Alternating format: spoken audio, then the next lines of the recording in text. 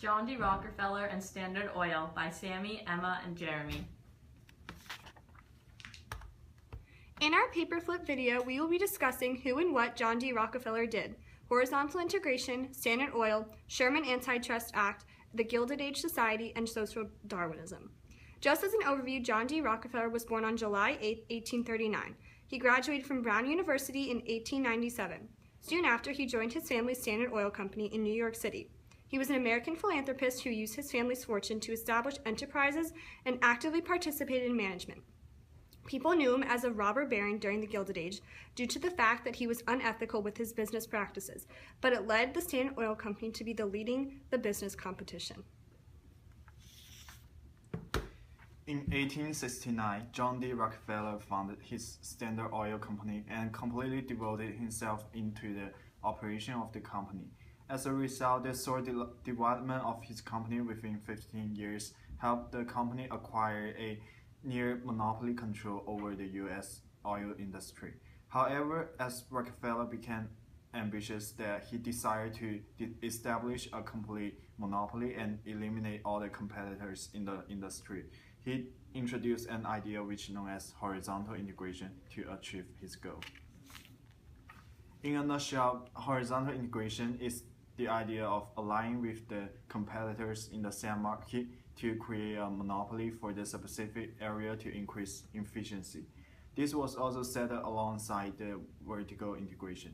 Therefore, such technique has not only advantages but also disadvantages in the market. When it comes to advantages, horizontal integration helps the economy in terms of economies of scale and economies of scope. It also increases the market power of the company and reduces the production costs and competitors in the market. Nevertheless, once a company decided to horizontally integrate, it will confront a negative situation about antitrust issue. Therefore, a company should make the decision after a serious consideration. John D. Rockefeller began to buy out his partners and took control of the oil industry in 1865. 5 years later, in 1870, Rockefeller created and was the president of the largest oil company, which was the Standard Oil Company of Ohio. According to History.com, Standard Oil gained a monopoly in the oil industry by buying rival refineries and developing companies for distributing and marketing its products around the globe.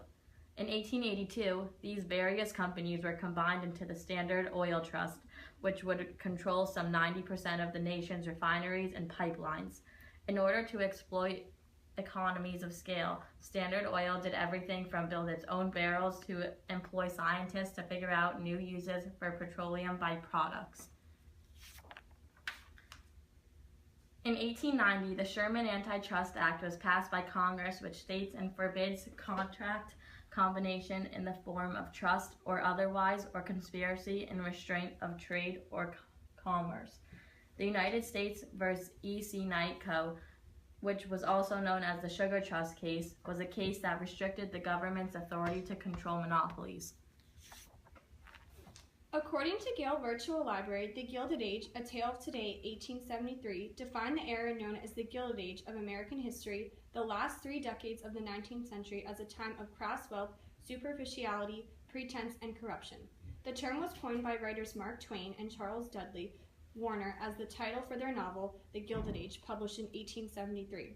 We know the Gilded Age as to be covered in gold, but what this means is that it looked pretty from the outside for a few days, but as soon as it started to wear off. Also during this time, women were finally allowed to become college educated and very involved with social reforms, like Planned Parenthood, humane societies, and anti-prostitution. For example, female-based jobs came about as secretaries, bookkeepers, and typists. Social Darwinism is usually related to Charles Darwin's theory of evolution to human society. Its purpose is used to explain why some people prospered in society while others did not. Not only is it the strongest will survive, and this means that those who are prospering economically, businesses will thrive. Wealth was a result of hard work and brilliance. In our video, you should have learned that the main purpose of horizontal integration is to create a monopoly and eliminate the competitors in the market. Standard Oil is all about Rockefeller gaining the monopoly and taking over the oil refinery. The Sherman Antitrust Act is the first act passed by Congress that went against monopolies. The Gilded Age society was a term described by Mark Twain and many others as the tremendous increase in wealth caused by the industrial age and wealthy lifestyle it offered to the rich. And finally, social Darwinism is to explain that only the strongest will survive and flourish.